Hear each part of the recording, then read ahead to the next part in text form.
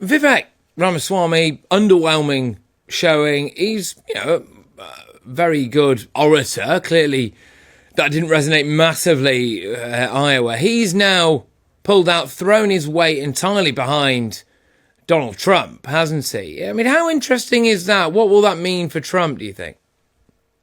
I don't think it'll mean as much for Trump as it will for Ramaswamy, because perhaps he'll have a position in what could be a Trump cabinet. I don't know if Trump will win the national election.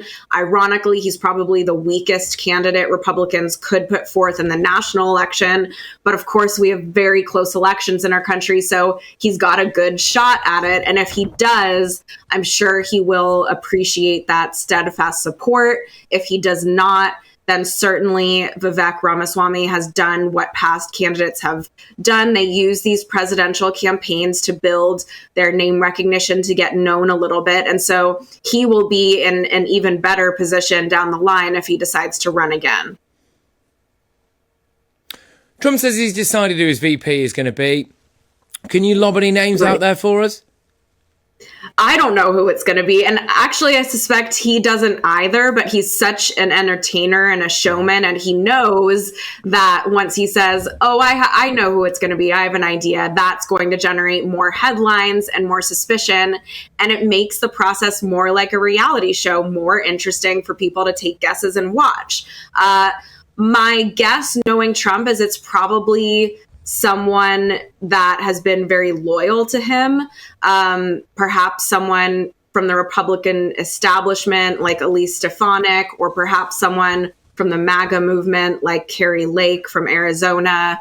Those are a couple of names people have tossed around. And then the big question mark is whether he's so upset at Nikki Haley for running against him, or whether he'd want to bring her onto a sort of unity ticket to get those more independent-minded Republican voters.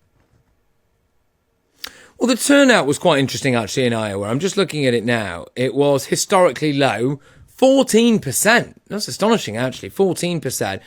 People have been critical of the process, excluding large parts of the electorate from participating. Do you see any reform to this process? I mean, what can we actually learn from something that gathered? Again, I'll just read this out now. Drawing 108,000 voters, so 14.4% of the state's 752,000 registered voters. Look, is that quite standard? I mean, does this undermine what Trump's achieved here? What do you think? No, I don't, because they had historic weather problems at the same time. And so what I had been saying leading up to the caucuses is, Iowans aren't worried about this. They certainly anticipated bad weather. But if there was going to be some sort of weather effect, it would affect all of the candidates sort of across the board. They all had to cancel events. They all had issues with transportation, getting their supporters out. And so it doesn't really make sense to draw a conclusion about one candidate or another, because every group of supporters was equally affected by the weather.